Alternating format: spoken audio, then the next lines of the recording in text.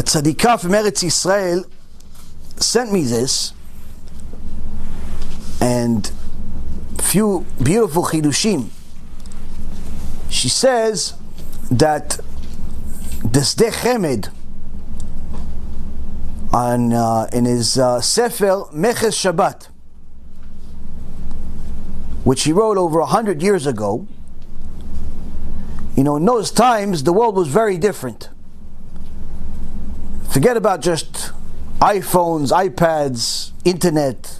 Forget about that stuff. Talk about even the look of people. The average person, whether he was Jew or non-Jew, was more modest than most of the rebbitzins in the world. You look at pictures from 100 years ago of non-Jews on the beach. They wore dresses bigger than somebody that's 300 pounds. They were huge dresses. Why? For modesty reasons. The average Jew or non-Jew covered their hair. Some Jews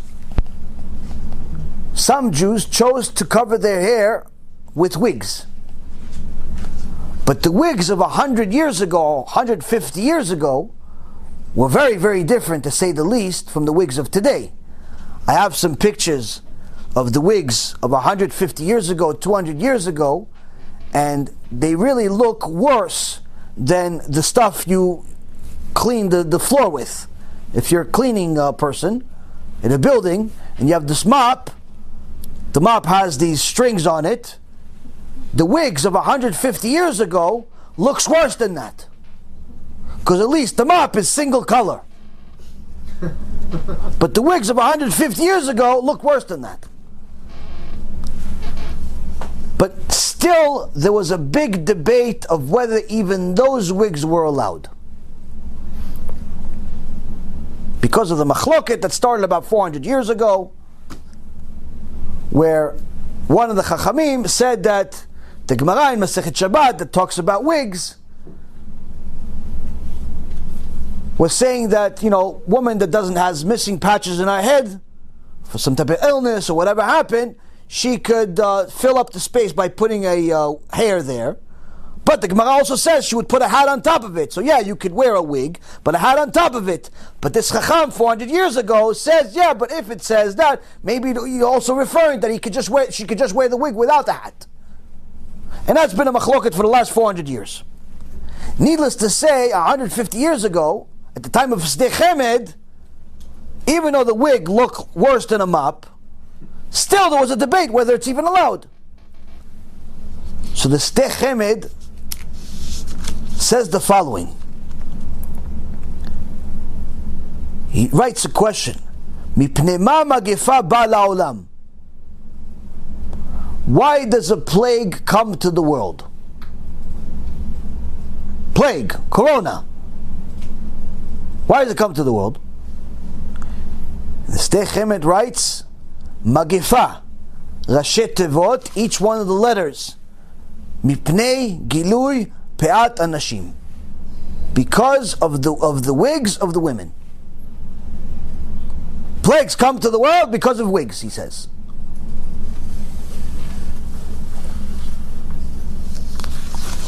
So here you see that already 150 years ago, Chachamim were not only did they said that wigs are not good before the whole avodah zarah and all that stuff, but they said that it's not only not good, but it could cause harm to the whole nation.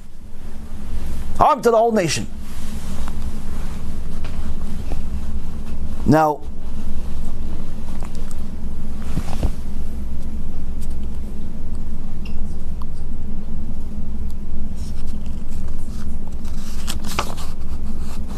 the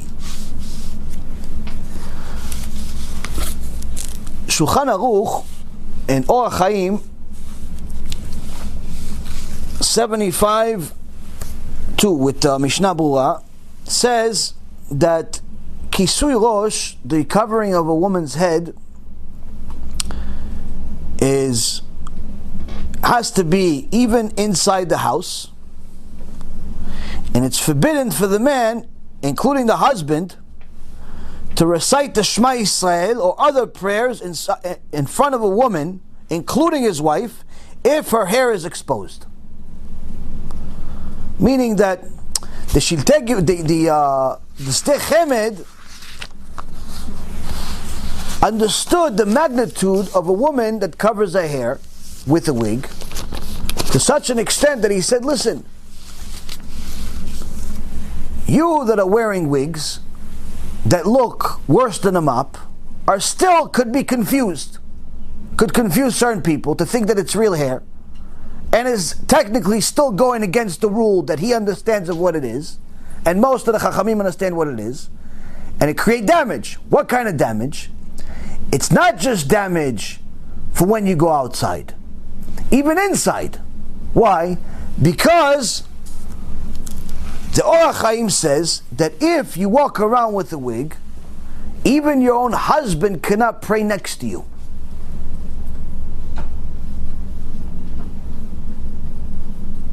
Now, Rav Tzion Abba Shaul wrote otherwise. He says that if it is only your wife and she's wearing a wig inside the house, then you're allowed to pray next to her.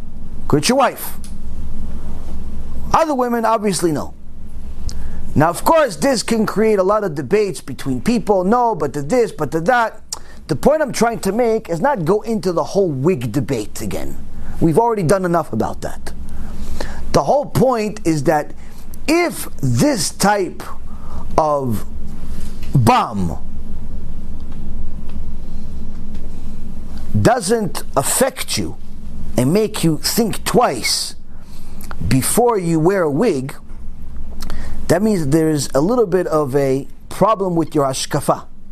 Why? Because regardless of who said it's okay, whether it's be the Lubavitcher Rebbe Alav Shalom or a few other Chachamim that mention it's okay, regardless, you cannot just go and ignore the Shtei Chemed, the Gaon Mivilna, Yonatan ben Uziel, Arav Ovadia, and many other Gdolim that said it's 100% forbidden, to such an extent that you can't even pray next to a woman that wears a wig. Like, that's the thing. Hashkafa Yehudit is not about, oh wait, but my rabbi said it's okay, so therefore I'm just going to do whatever I want. Hashkafa Yehudit is not just about doing whatever you want and finding the right rabbi to tell you what you want. Hashkafa Yehudit is to understand, wait a minute, what is Da'at Torah? What is what I'm doing? And how much is the, let's say for example, if I'm wearing a wig, let's say, but there are many Gdolim that are no more nor less, let's say, than the Gdolim that I listen to, that say that not only is it forbidden, but it could bring a magefa, it could bring a plague. Like, they're not just saying, oh, it's allowed, it's asur. It's not just it's allowed, and the other guy says, no, it's not allowed. They're saying it's so bad, it can bring a plague, meaning you could hurt other people. If you care about Am Yisrael, that's going to make you think twice. Not because you agree or disagree, but just because you have the right mindset. You say, wait a minute, you know what? My rabbi says it's okay. Fine. But my rabbi is the same or less than the Shtei Chemed, than Yonatan ben Uziel, than Shulchan Aruch, than many others. He's not better than them. He's also a big rabbi, right? And they're saying, okay, no problem, do what you want, but I'm just letting you know what you're doing is going to bring up a magifa. A person that has the right mindset says, you know what? Even though I can technically do it because I'm listening to my Rav, obviously excluding the whole issue of Avodah Zarah, I can technically do it, I can technically be permitted to do it, but it's not worth it. Why? I have permission to do it. Yeah, I have permission to do it, but it's not worth it. Why? Because just in case I'm allowed to do, but it would still bring a magefa. It would still hurt other people. It's not worth it. It's not worth it for that. That shows you have Ahavat Israel. Now, I'm not saying that every woman, Chas v'Shalom, that is wearing a wig doesn't love Am Yisrael. Don't think that way. I'm talking about the people that are listening to this right now and want to get to a point higher than where they are right now. Wherever you are right now, you want to get higher. You're married, you have a Ashkenazi minag, a Lubavitch minag, you wear a wig, and let's say you somehow managed to get a wig that's actually not part of Avodah Zarah, which according to our research is impossible, but let's say you did, because let's say you shaved your own head and made it into a wig, which also is not possible, but that's a different story. Let's say you did all that. Fine, right? Let's say it's not Avodah Zarah. There is Chachamim that are not only saying it's not good to wear a wig that looks like a mop. Forget about the wigs of today that no one says it's allowed, including the Lubavitcher Rebbe, including Moshe Feinstein, including the ones that allowed it. They're still not saying today's wigs are allowed, especially when they're longer than the exile and look more real than real hair. No one says the wigs of today are allowed. I'm talking about the ones that from 100 years ago. There's ones that say, there's Chachamim that say that the wigs from 100 years ago are so bad, apparently, for Klal Yisrael, they could bring a Magifah. Now, if I was a woman that wants to get higher with my Emunah, Bitachon, Hashkafa, Avodat Hashem, and so on, I'm simply going to say, I got to reconsider. I got to reconsider whether I'm going to continue wearing a wig or not. Why? Because maybe, even though it's allowed, according to my Rebbe, it could still bring damage. It could still bring damage. And that's what the Chachamim did all of their days, is not just learn books, not just do mitzvot, but also make sure that their mindset was as clear as possible when it comes to the Avodat Hashem, but also when it came to the mitzvah of imlachta et chavercha alecha.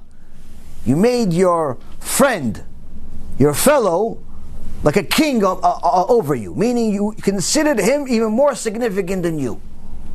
You cared more about your fellow than you care about yourself. I like the wig, but I like you more.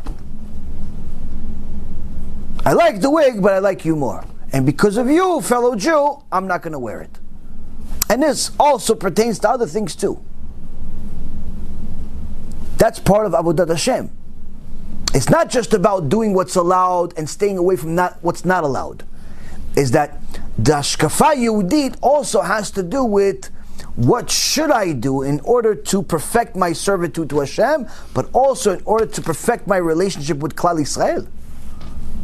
That's why it says, "Ocheach tochiach et amitecha velo tisa alav chet."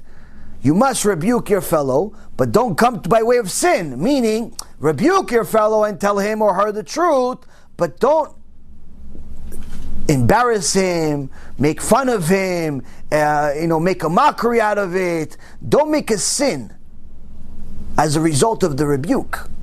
Make sure that you do it in a certain way that he or she is going to get the point, but most importantly, you are not making a sin as a result of it. Or they're not going to make a bigger sin as a result of it. You have to learn how to communicate. And if you don't know how to, don't do it. Have somebody else do it. There's this guy from Florida. He knows how to do it pretty good. Send his lectures.